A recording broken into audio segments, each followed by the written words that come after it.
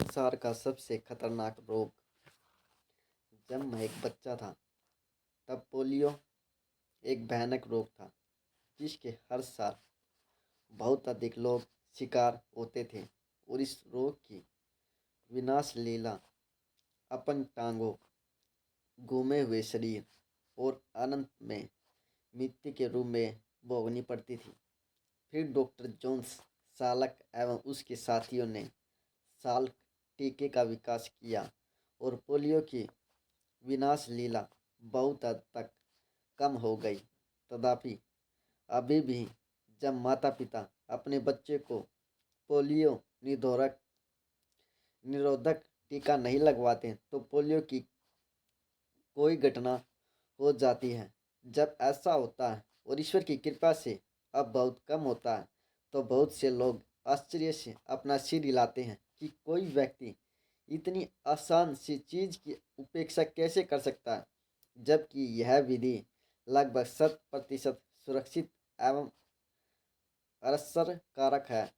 कितने बड़े आश्चर्य की बात है कि आज भी लगभग 2 करोड़ लड़के लड़कियां ऐसे हैं जिन्होंने साल टीका नहीं लगवाया और कुछ स्वास्थ्य अधिकारी मानते हैं कि इस रोग के फिर से फैलने का बहुत अधिक खतरा है।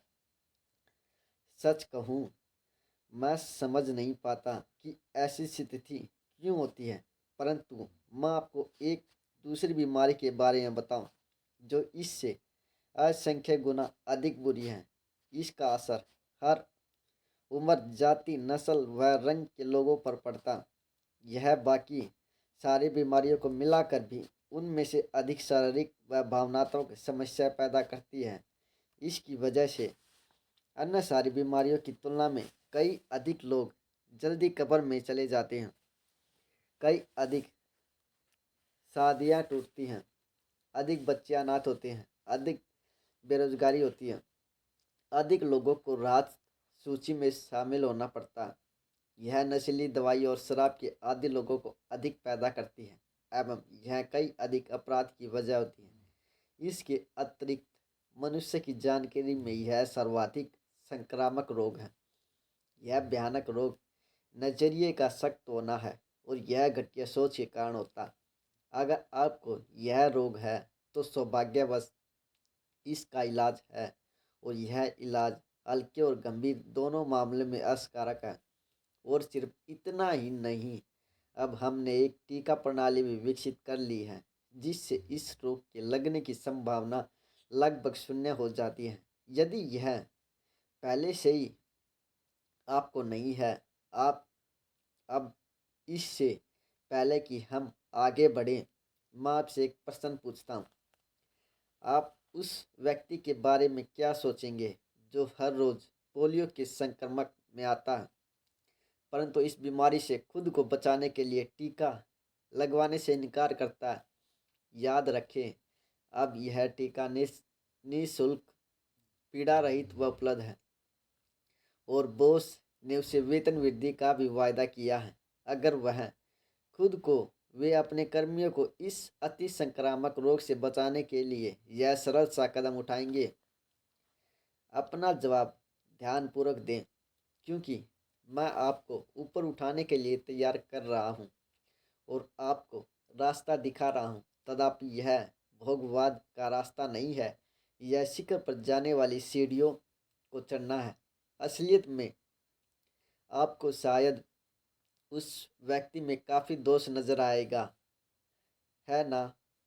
आप यह भी कह सकते हैं कि वह व्यक्ति अशिष्ट, विचारहीन और नासमझ है।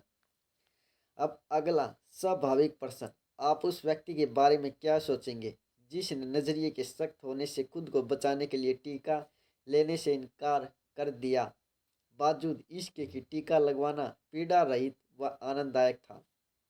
साथ ही साथ इससे उसके मानसिक व शारीरिक स्वास्थ्य का ही बचाव नहीं होता बल्कि उसमें सुधार होता।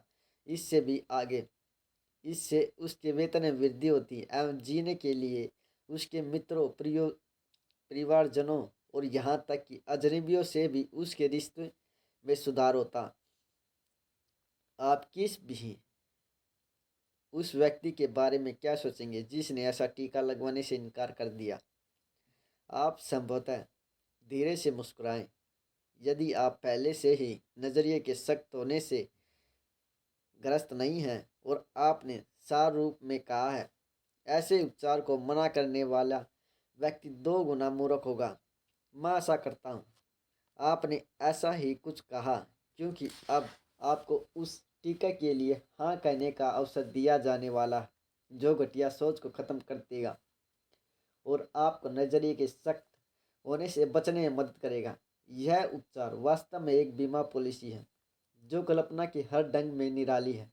इसमें कोई धन नहीं लगता, गारंटी शुदा इसका नवीकरण संभव है और जितनी बार आप इसे प्रयोग करते हैं उसके लाभ उसी अनुपात में बढ़ते जाते हैं।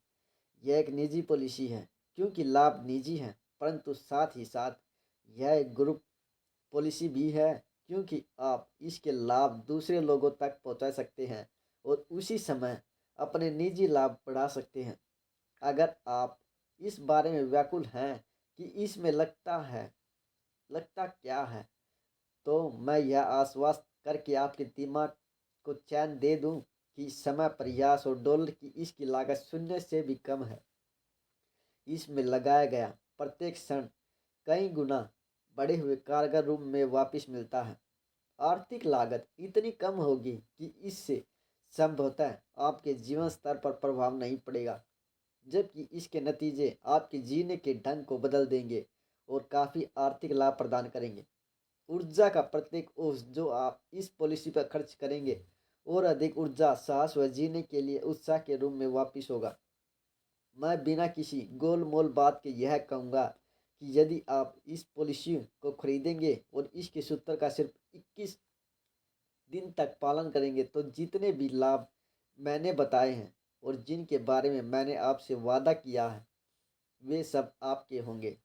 अब एक सीधा सा सवाल है, क्या आप पॉलिसी खरीदेंगे और बिना किसी खास शर्त के लाभों को स्वीकार करेंगे? अगर आपने हाँ कहा तो फिर मैं निश्चित हूँ कि आप निम्नलिखित पॉलिसी हस्तांतरित करना चाहेंगे। याद रखें, शुरू से ही मैंने आपको आश्वस्त किया है कि यह एक संक्रियता का कोर्स है जिसमें यदि आप परिणाम चाहते हैं तो वचनबद्धता की ज़रूरत है।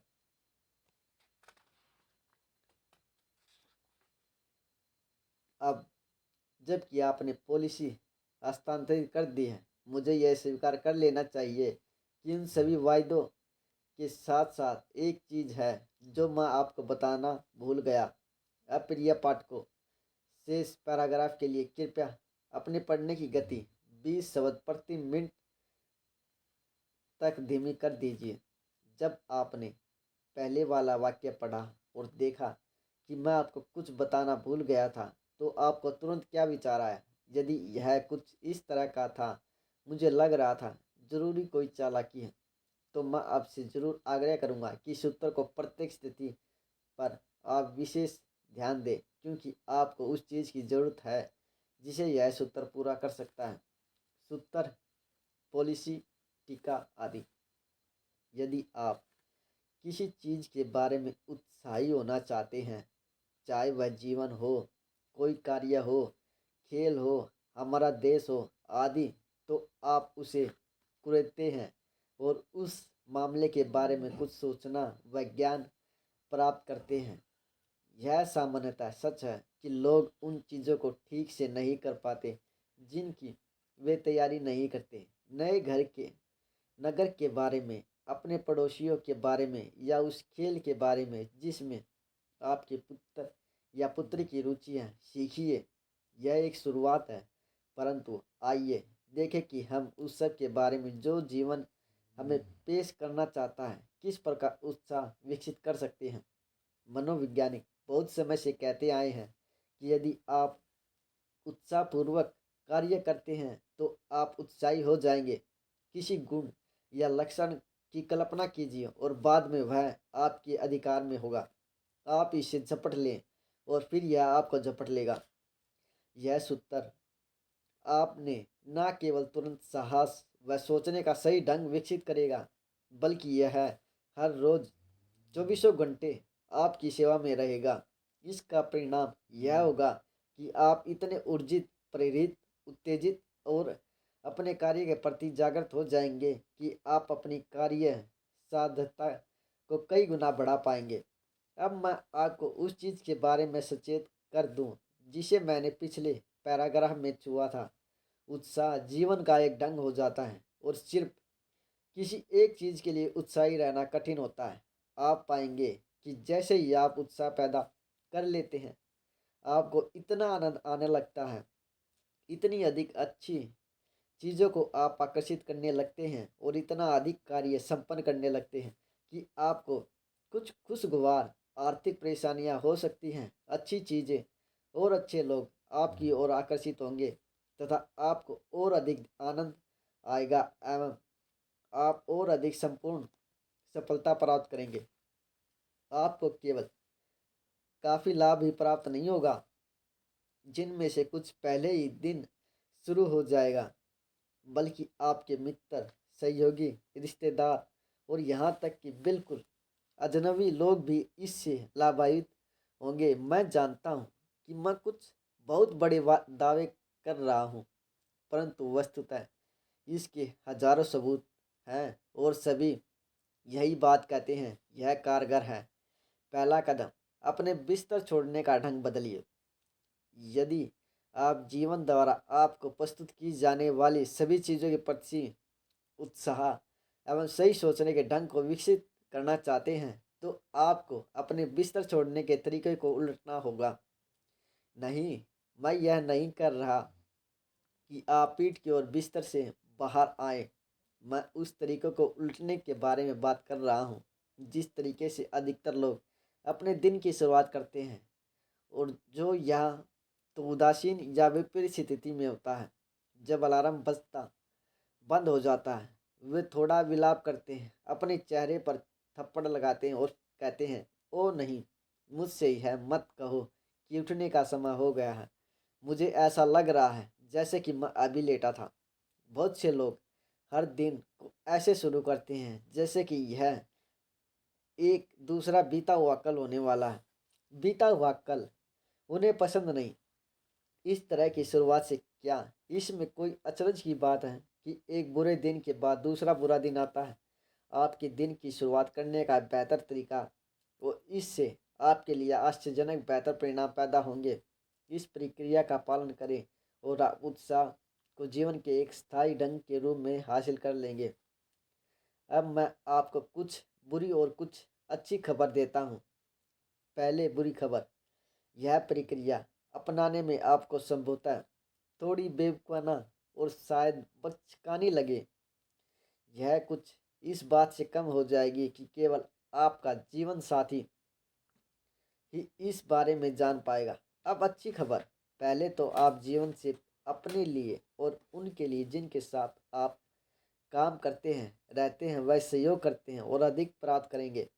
फिर आप अधिक धन कमा पाएंगे। अब गंभीरतापूर्वक आप हर रोज 5 मिनट के लिए थोड़ा सा हास्यास्पद महसूस करना चाहने लगेंगे। अगर ऐसा करने से अधिक आनंद व अधिक धन मिलता है ना। कल सुबह जब घड़ी का अलार्म बजना बंद हो जाए तो हाथ बढ़ाकर इसे बंद कर दीजिए। मैं सोचता हूँ यह महत्वपूर्ण है। फिर तुरंत बिस्तर में सीधा बैठ जाइए, अपने हाथों से ताली बजाइए और कहें, आह, यह बिस्तर छोड़ने के लिए और दुनिया के द्वारा पेश किए जाने वाले अवसरों का लाभ उठाने के लिए उत्तम दिन है। अब इससे पहले कि आप इसे जारी रखें, मैं चाहता हूं कि आप इस तस्वीर को देख लें। आप बिस्तर के किनारे पर बैठे हैं और 2/3 सोए हुए नींद में है और बाल आपके चेहरे पर बिखरे हुए हैं। इतना ही नहीं, आप एक 9 साल के बच्चे की तरह अपनी हथेलियां बजा कर कह रहे हैं, हाँ, यह बिस्तर छोड़ने के लिए और दुनिया का मुकाबला करने के लिए एक उत्तम दिन है।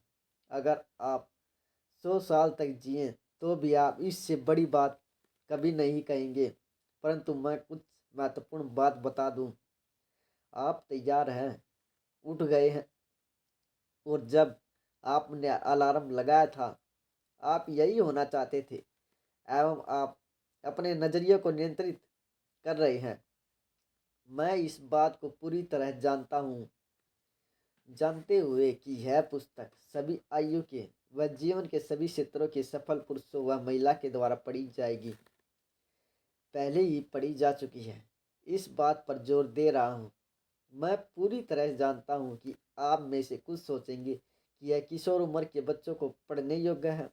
अगर आप ऐसा महसूस करते हैं तो मैं विशेष रूप से आपसे इस बारे में एक ईमानदार कोशिश करने का आग्रह करता हूँ, क्योंकि आपकी ज़रूरत बड़ी है। आखिरकार आपका कुछ खोने वाला तो है नहीं और आप बहुत कुछ पाने ही वाले हैं। प्रसंगवश यह बहुत अच्छा होगा यदि एक बड़ा शीशा वहाँ पर हो, ताकि आप देख सकें कि आप कितने हास्यास्पद लगते हैं। यह पूरी तरह से एकांकी हास्य नाटिका है और कोई भी सामान्य व्यक्ति इस दृश्य को बिना हंसी छूटे नहीं देख सकता। यह नाटकीय, हास्यास्पद और बेतुकी है और इसलिए स्फूर्तिदायक है। आप जब अपने आप पर हंस रहे हैं और आप जब तक इसे कर रहे हैं तब तक कोई ऐसी वास्तविक समस्या नहीं है जो हल ना की जा सके। वह व्यक्ति जो स्वयं पर नहीं हंस सकता, किसी और को अपने पर हंसता बर्दाश्त नहीं कर सकता। अपने आप पर हंसना भावनात्मक परिपक्वता और स्थिरता की निशानी है। यह तब और अच्छा काम करती है यदि पति और पत्नी इकट्ठा उठें, क्योंकि अब दो व्यक्तियों द्वारा अभिनीत हास्य है। एक युगल के रूप में आप एक दूसरे पर हंसने के बजाय एक दूसरे के साथ हंस रहे होते हैं। यह तुरंत जीवन में आनंद लाता है।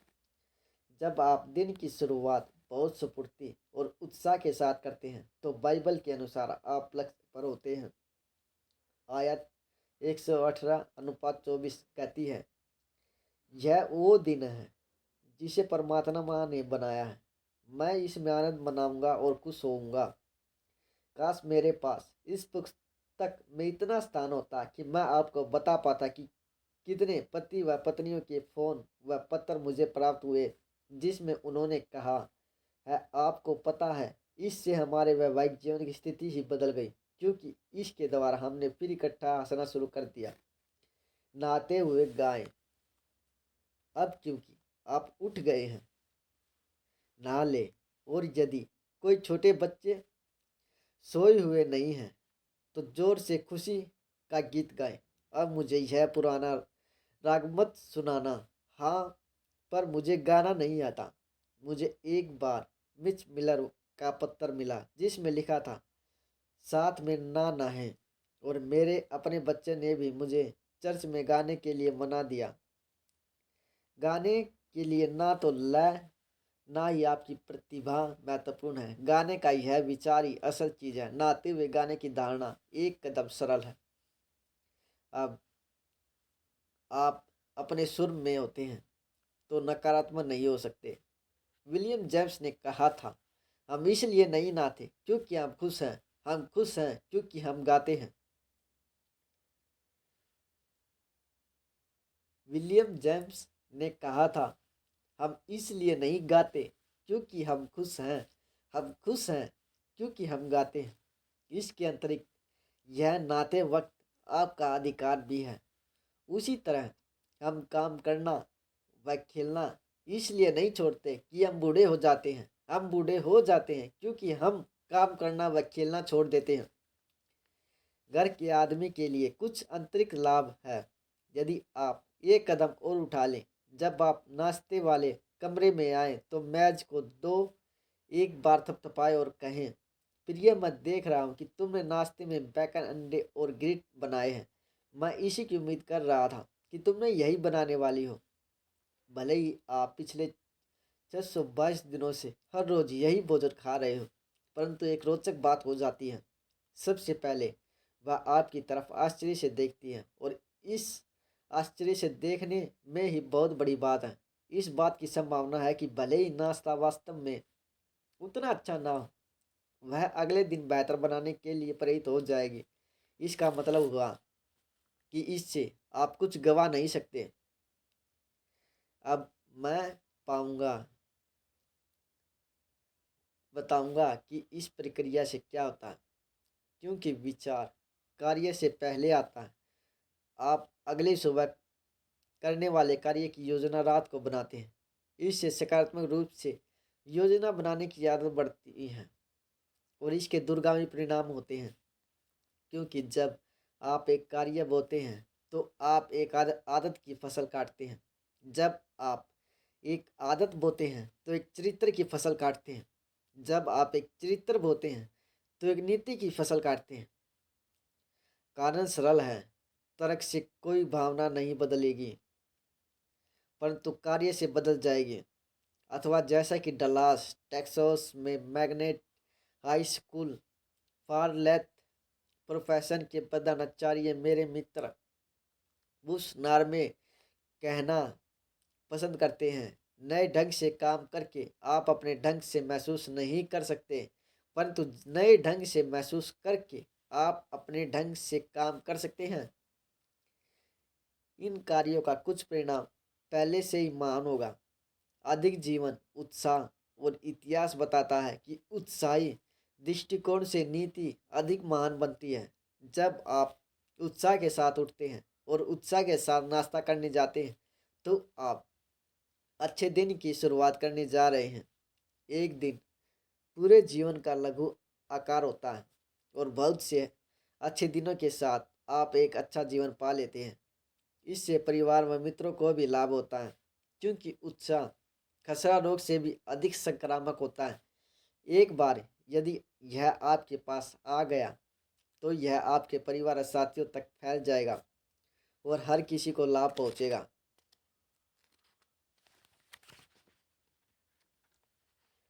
इन कार्यों का एक आंतरिक लाभ भी है, क्योंकि ये शिखर के लिए सीढ़ियाँ चढ़ने में आदमी की एक सबसे बड़ी रुकावट पर सामने से हमला करते हैं। उस रुकावट का नाम है टाल मटोल करना।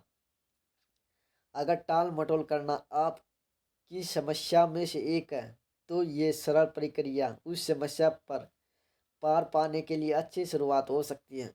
यह तब और अधिक स्पष्ट हो जाएगी जब हम आदतों के खंड पर जाएंगे।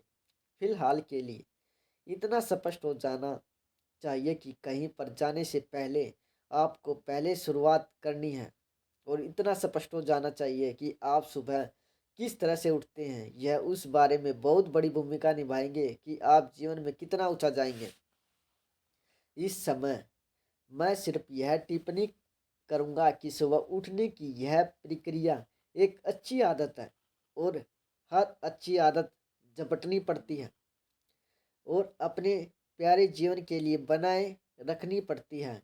एक उत्साहवर्धक टिप्पणी, तथापि यह सत्य है कि शुरुआत से ही हो सकता है पहले ही दिन से आपको कुछ रोचक लाभ प्राप्त होंगे और लगातार सिर्फ 21 दिनों के बाद बदलाव आश्चर्यजनक होंगे।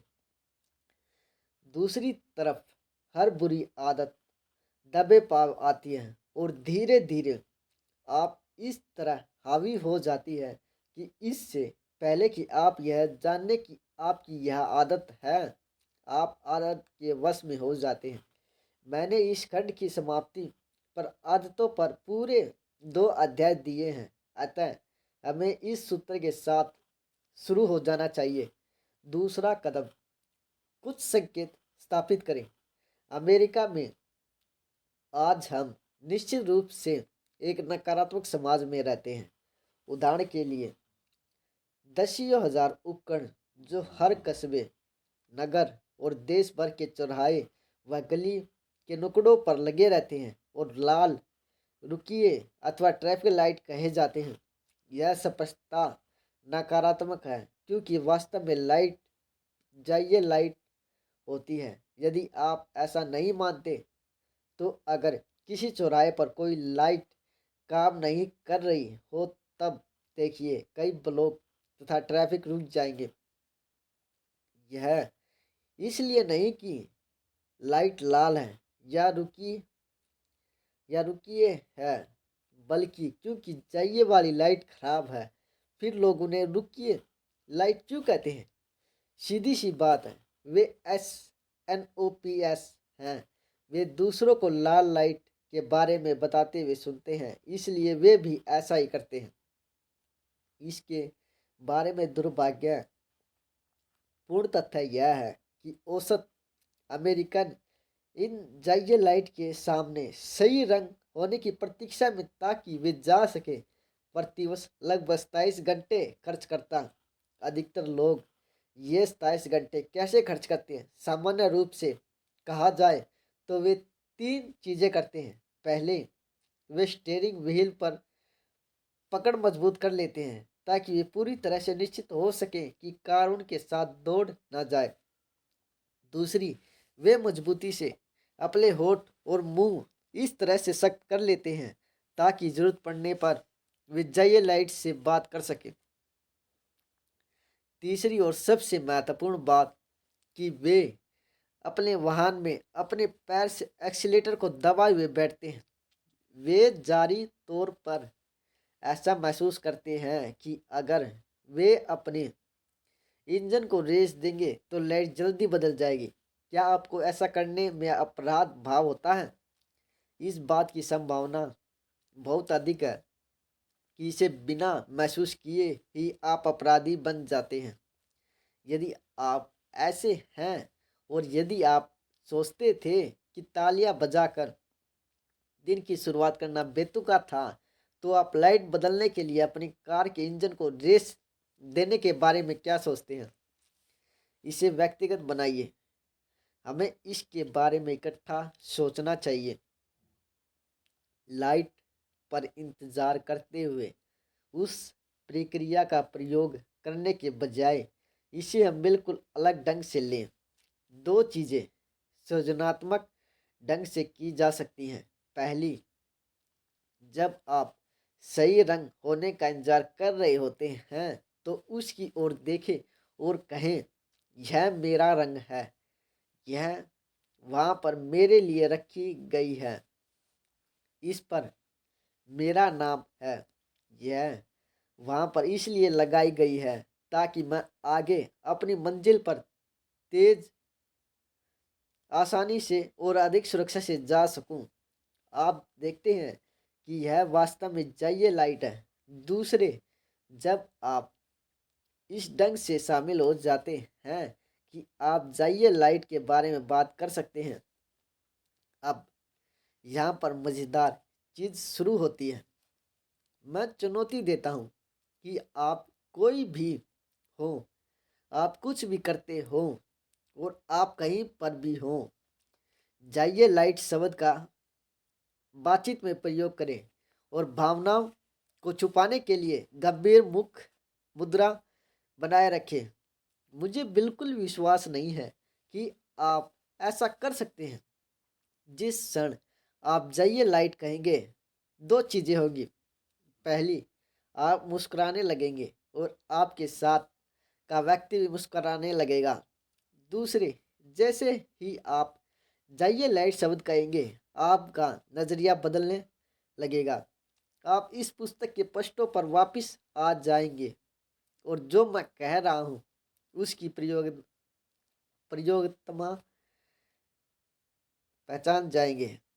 जब आप जीवन के किसी सकारात्मक पहलू को देखने लगते हैं तो एक शब्द या एक क्रिया सकारात्मक विचारों की श्रृंखला पैदा कर देती है जो कि सकारात्मक कार्य की अग्रदूत हो जाती है, जिससे सकारात्मक परिणाम उत्पन्न होते हैं। जाइए लाइट मजबूत सिरे वह गर्माहट। विनीपेग मैनिटोबा में मेरा एक नज़दीकी मित्र है। वाकई वह एक दोस्त से ज़्यादा मेरे भाई जैसा है। उसका नाम बनी लोफिचिक है और मुझे अब तक जितने व्यक्ति मिले हैं वह उनमें सबसे अधिक सकारात्मक आदमी है। वह इतना सकारात्मक है कि उसे आज तक एक बार भी सर्दी नहीं लगी। हालांकि वह स्वीकार करता है कि उसे कभी कभी गर्माहट जरूर लग जाती है। वह इतना सकारात्मक है कि वह कभी साप्ताहिक छुट्टी की के बारे में बात नहीं करता क्योंकि वह नकारात्मक है। वह इसे मजबूत सिरा कह कर पुकारता है। इन शब्दों को पढ़ते हुए आप सोच सकते हैं, क्या ये सब वाकई ज़रूरी है? मैं कहता हूँ नहीं। इन छोटी चीज़ों के बिना आप औसत व्यक्ति हो सकते हैं, परंतु मुझे आशा है कि मैं आपसे बात कर रहा हूँ जो पहले ही घोषणा कर चुका है कि उसे ज़िंदगी से और अधिक चाहिए। आप यह घोषणा कर चुके हैं, नहीं क्या? हाँ कहिए। मैं पुनः इस बात पर जोर देता हूँ कि बड़ी चीज़ों से अंतर नहीं पड़ता, अंतर छोटी चीज़ों से पड़ता है। जब आप अपनी बातचीत में एवं अपनी ज़िंदगी में जाइए लाइट, गर्माहट और मजबूत सिरे जैसी चीज़ें जोड़ना शुरू कर देते हैं तो एक आश्चर्यजनक बदलाव आएगा। आप जीवन का और अधिक आनंद लेने लगेंगे तथा और अधिक मस्ती करेंगे, जिसका मतलब है कि आप और अधिक स्वस्थ होंगे, वह अधिक दिनों तक जिएंगे, क्योंकि यह प्रक्रिया आपके दिल में हंसी भर देगी। यह कहावतों की पुस्तक में स्थापित है, एक प्रसन्न दिल निरंतर उत्साह में रहता है। जीवन के प्रति इस दृष्टिकोण से आपके नजरिए को नियंत्रित करने का तीसरा कदम आसान व सरल हो जाता है। सूत्र 3, सफलता के लिए अपना गायरोस्कोप ठीक करें। कई वर्षों पहले बिना पूर्व चेतावनी के फोटो लेने वाले कैमरे की एक घटना ने मेरे दिमाग पर गहरी छाप छोड़ी। एक कार्यालय भवन के गलियारे में एक फिल्म स्टार रुकी हुई खड़ी थी। उसके साथ बड़े व भारी सूटकेस थे। वह किसी व्यक्ति की तलाश में थी जो उन्हें उस गलियारे से थोड़ी ही दूर पर एक कार्यालय के अंदर ले जाए। हर बार जब कोई आदमी प्रकट होता था तो वह मदद मांगती थी। हर बार उत्तर व प्रतिक्रिया अनुकूल होते थे। जैसे ही वह सूटकेस उठाकर गलियारे में फिल्म स्टार के साथ चलता तो वे थोड़ी बहुत बातें करते। फिल्म स्टार उसे दिखाती कि उसका ऑफिस कौन सा था, परंतु जब आदमी सूटकेस को लेकर ऑफिस के अंदर जाने की कोशिश करता तो उसे यह बहुत मुश्किल काम लगता। वह खुद ऑफिस के अंदर जा पाता था, परंतु सूटकेस के अंदर लगा गायरोस्कोप सीधा आगे चलने के लिए निर्देशित था और यह अपनी निर्धारित दिशा से घूमने का प्रबल विरोध करता था।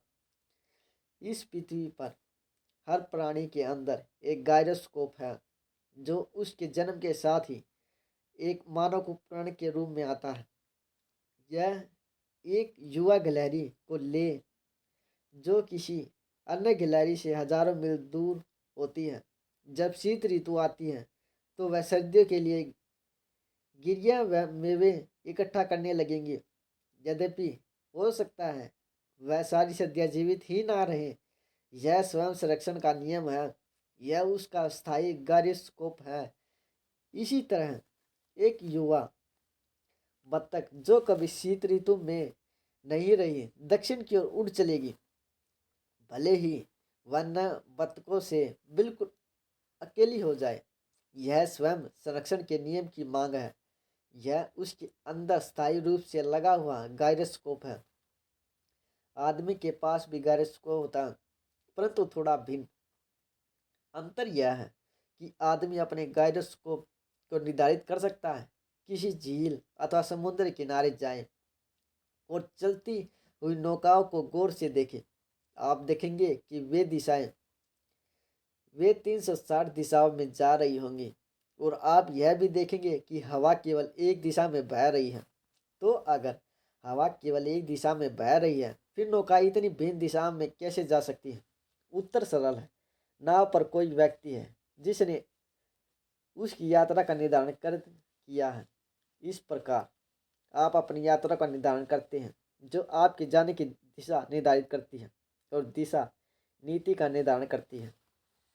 बड़ी सफलता के लिए छोटे तालमेल। आपको वह कुकरवेयर सेल्समैन याद है जिसका मैंने पहले एक अध्याय में जिक्र किया था? वह हर रोज अपने गायरोस्कोप को निर्धारित करता था। सच तो यह है कि वह हर रोज गायरोस्कोप के निर्धारण को कई बार ठीक करता था। यह उसकी सफलता के लिए जरूरी था और यह आपकी सफलता के लिए भी जरूरी है।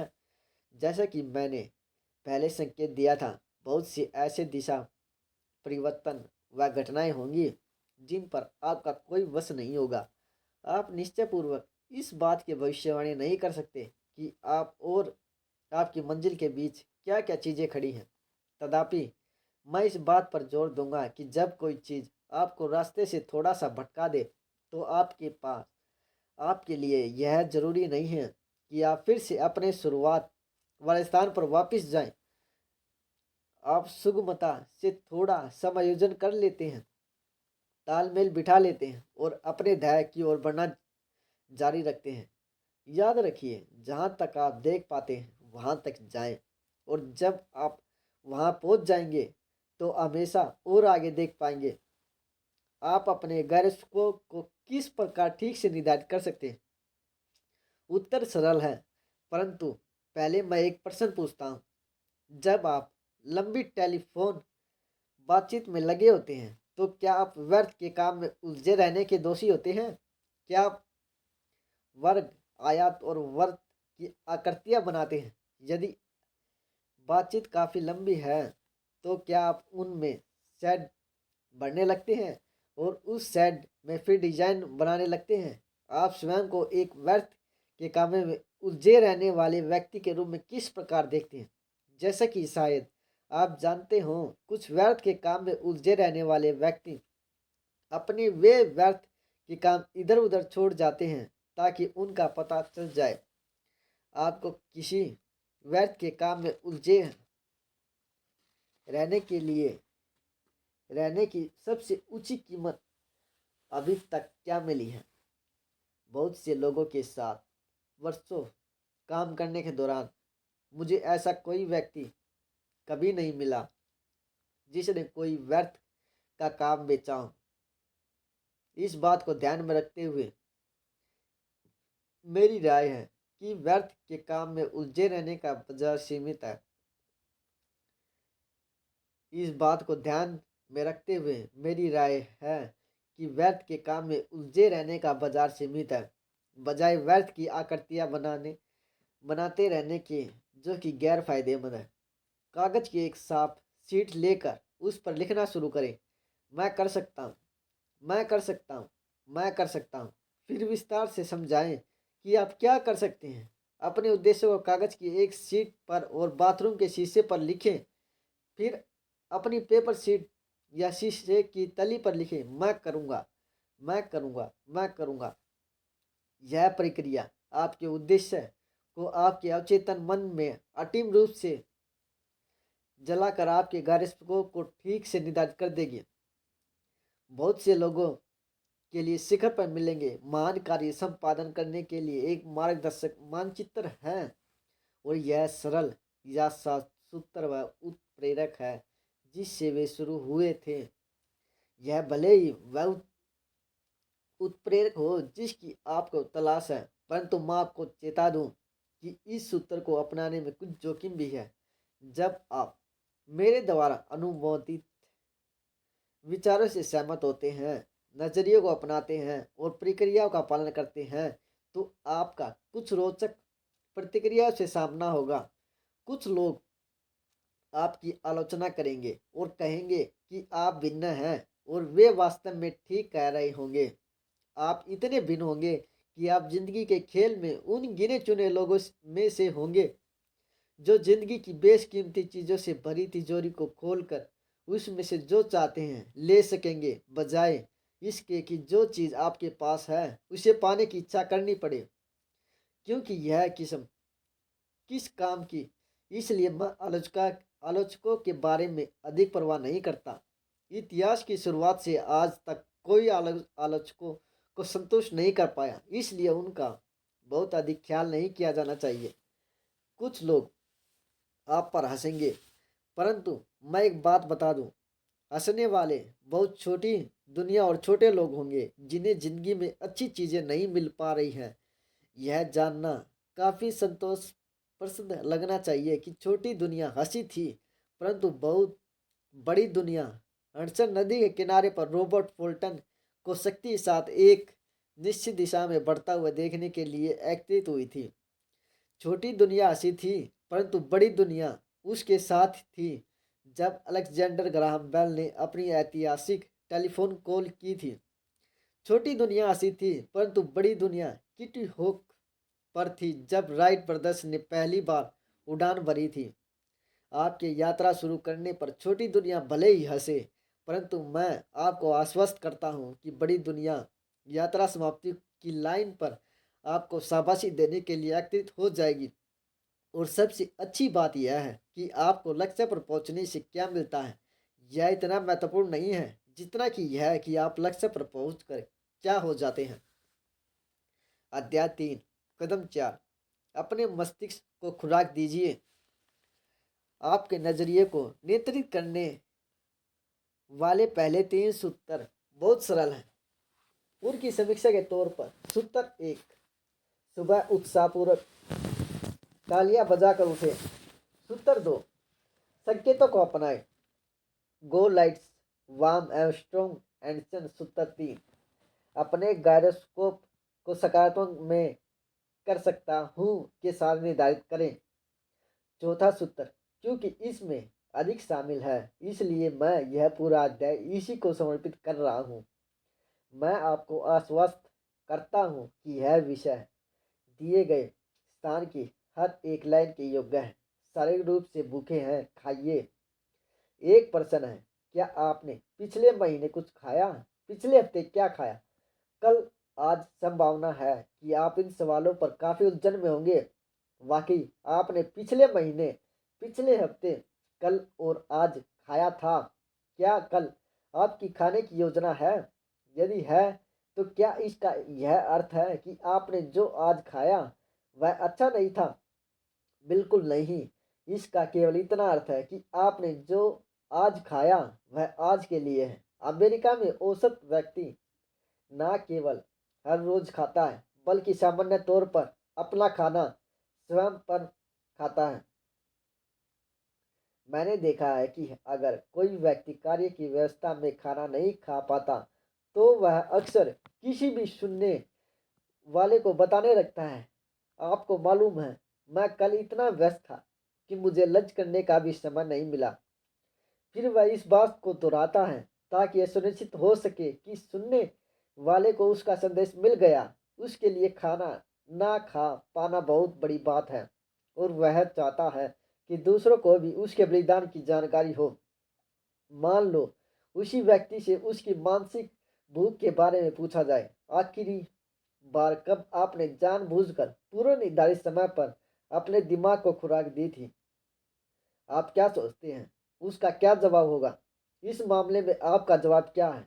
आपका जवाब महत्वपूर्ण है क्योंकि जिस तरह आपकी शारीरिक भूख होती है उसी तरह मानसिक भूख भी होती है। मानसिक रूप से भूखे हैं आप क्या करते हैं? लोग भी मजेदार होते हैं। मुझे आज तक कोई ऐसा व्यक्ति नहीं मिला जो भूखा हो और उसे कहते सुना हो, मैं भूख से मरने वाला हूँ, मुझे नहीं मालूम कि मैं क्या करूँ। क्या आपके पास कोई सुझाव है? क्या आप मुझे बता सकते हैं कि इस समस्या को कैसे हल करूँ? मुझे संभवतः ऐसी स्थिति का कभी सामना भी नहीं करना पड़ेगा। भूखा आदमी जानता है कि अगर वह भूखा है तो इस समस्या को कुछ खाकर हल कर सकता है। गर्दन के नीचे बहुत कम लोगों का मूल्य $100 प्रति हफ्ते से अधिक होता है और गर्दन से ऊपर किसी व्यक्ति के मूल्य की कोई सीमा नहीं है। तो हम क्या करते हैं? हम हर रोज अपने मस्तिष्क को जिसके मूल्य की कमाई की और खुशी की संभावना की कोई सीमा नहीं है कितनी बार खुराक देते हैं? हम में से अधिकतर इसे खुराक संयोगवश और कभी कभार देते हैं जब यह हमें सुविधाजनक हो या हमें करने के लिए कोई और काम ना हो। इसके लिए हमारे पास अक्सर समय की कमी का बहाना रहता है। यह बेतुकी बात है। अगर आपके पास अपने $100 वाले हिस्से को हर रोज खिलाने के लिए वक्त है तो क्या इस बात में कोई समझदारी नहीं दिखती कि हमें अपने उस हिस्से को जिसकी क्षमताओं की कोई सीमा नहीं है खिलाने के लिए समय निकालना चाहिए? कई अवसरों पर मेरा सामना ऐसे लोगों से हुआ है जो हताश हैं, नकारात्मक भाव वाले हैं, हारे हुए हैं, अपने से निराश हैं, टूटे हुए, नाखुश हैं और क्या क्या नहीं है। नकारात्मक पक्ष की सारी बातें उन पर ठीक बैठेंगी। इन लोगों के बारे में मजेदार बात यह है, यह वे लोग हैं जो अपने दिमाग और नजरिए को किसी भी तरह की खुराक देने का तीव्रता से विरोध करते हैं। इन्हें प्रेरणा एवं सूचना की सख्त जरूरत होती है, परंतु ये सेमिनार में उपस्थित होने या अच्छी पुस्तकें पढ़ने या प्रेरणादायक रिकॉर्डिंग सुनने के लिए लगातार इनकार करते रहते हैं। इन लोगों को बातें करते सुनना वास्तव में बहुत मजेदार होता है। शायद मुझे दुखद शब्द का प्रयोग करना चाहिए जब हम अत्यंत सफल व्यक्ति के बारे में बात करते हैं और कहते हैं कि वे व्यक्ति कितने आशावादी और सकारात्मक हैं, तो असफल लोग कहेंगे इसमें कोई आश्चर्य की बात नहीं है कि वे सकारात्मक और अच्छे नजरिया रखते हैं। वे प्रतिवर्ष $50,000 कमा रहे हैं। यदि मैं प्रतिवर्ष $50,000 कमा रहा हूँ तो मैं भी सकारात्मक हो जाऊंगा। असफल लोग कहते हैं कि सफल लोग सकारात्मक हैं क्योंकि वे प्रतिवर्ष $50,000 कमाते हैं, जबकि वस्तुतः स्थिति इसके बिल्कुल विपरीत है। सफल लोग प्रतिवर्ष $50,000 कमाते हैं क्योंकि उनका सोचने का ढंग सही है। क्या ही अच्छा होता यदि इस प्रकार की व्यवस्था होती कि खाली दिमाग खाली पेट की तरह अपने मालिक को तब तक चैन से न बैठने देता जब तक कि वह उसके अंदर कुछ डाल ना दे। यह प्रयासों के हर क्षेत्र में सच है, चाहे यह कानून हो, चिकित्सा हो, सेल्स हो, अध्यापन हो, कोचिंग हो, विज्ञान अथवा आर्ट्स हो। शीर्ष व्यक्ति या वे जो शीर्ष की ओर अग्रसर हैं वे लोग होते हैं जो नियमित रूप से अपने खर्च पर सेमिनार्स में शामिल होते और वे अच्छी पुस्तकें पढ़ते और नियमित रूप से पर्यटक रिकॉर्डिंग सुनते। वे जानबूझकर कुछ सूचना व प्रेरणा को तलाशते और परिणाम स्वरूप वे लगातार बढ़ते जाते। इसे ठीक से कहें, अचेतन रूप से सफल व्यक्ति सकारात्मक क्यों होते हैं? इसे उल्टा कहें, सकारात्मक व्यक्ति सफल क्यों होते हैं? वे सकारात्मक हैं क्योंकि वे जानबूझकर अपने दिमाग को नियमित रूप से अच्छे, स्वच्छ, स्वत एवं सकारात्मक मानसिक विचारों की खुराक देते हैं। वे उन्हें अपनी दैनिक खुराक का हिस्सा बना लेते हैं, उसी प्रकार जैसे कि वे भोजन को अपने शारीरिक खुराक का हिस्सा बना लेते हैं। वे जानते हैं कि यह यदि वे अपने गर्दन से ऊपर वाले हिस्से को खुराक देते हैं तो उन्हें गर्दन से नीचे वाले शरीर की खुराक के लिए चिंता नहीं करनी पड़ेगी। उन्हें अपने शरीर के ऊपर छत के बारे में अथवा अक्सर बुढ़ापे से संबंधित आर्थिक समस्या के बारे में चिंता नहीं करनी पड़ेगी। जैसे जैसे हम सीखने की प्रक्रिया को गहराई से जानने लगेंगे और कुछ वास्तविक जीवन के उदाहरणों पर गौर करने लगेंगे तो यह स्पष्ट हो जाएगा कि यह सच क्यों है। असल में हम जो सीखते हैं चेतन अवस्था में सीखते हैं, परंतु जब हम इसे अवचेतन अवस्था में करते हैं तभी हम इसे ठीक से करते हैं। कार कैसे चलाई जाती है यह आपने सचेत होकर सीखा। याद करें, यदि आपकी कार में क्लच है तो क्या आपको वे निषेधाज्ञा याद है जो आपने स्वयं को दिए थे? क्लच को दबाएं, एक्सीलेटर दबाएं, बस थोड़ा सा। अब सावधानी से गियर के लीवर को धकेलें। अब क्लच को छोड़ दें, आसानी से हो जाता है। गियर के लिए लीवर को खींचें। क्या आपको ये सब याद है? क्या आपको ये भी याद है कि आप कार को गिरा देते और संभवतः इंजन की हत्या कर देते? आप समाज के लिए एक खतरा और मुर्दा घर के लिए एक उम्मीदवार थे क्योंकि आप सचेत होकर गाड़ी चलाना सीख रहे थे। कुछ समय के बाद आप एक्सीलेटर दबाते हैं, गियर बदलते हैं, क्लच छोड़ते हैं, टॉफी या गेम का कवर हटाते हैं, खिड़की का शीशा नीचे करते हैं और अपने पड़ोसी के बारे में बातें करते हैं। और ये सब आप एक ही समय पर करने की प्रक्रिया को चेतन मस्तिष्क से अचेतन मस्तिष्क में खिसका दिया। आपने सचेत होकर ड्राइव करना सीखा और बाद में यह अचेत अथवा स्वचालित हो गया। यह लगभग एक प्रतिरूप क्रिया थी। हर एक संगीतकार, चाहे कोई भी वाद्य यंत्र हो, उस वाद्य यंत्र को सचेत होकर बजाना सीखने की धीमी और अक्सर पीड़ादायक प्रक्रिया से गुजरा है। सीखने की प्रक्रिया के दौरान मित्र व रिश्तेदार होनहार इनग्रेस पेड वैसिक के प्रयासों को सुनने से बचते थे। संगीतकार तभी निपुणता से बजाता है जब वह सहज होकर अपने आप अथवा अचेतन मन से बजाता है तब हर कोई सुनना चाहता है। क्या आपको याद है आपने टाइप करना कब सीखा था? जब आप 10 शब्द प्रति मिनट टाइप कर पाते थे तो हर स्ट्रोक पर ध्यान देना पड़ता था। आप सचेत होकर टाइप कर रहे थे और दैनिक स्तर पर काम कर रहे थे। बाद में आप कौन सी कुंजी दबाने वाले हैं इस बारे में सोचने ही नहीं थे। आप बस टाइप करते जाते थे।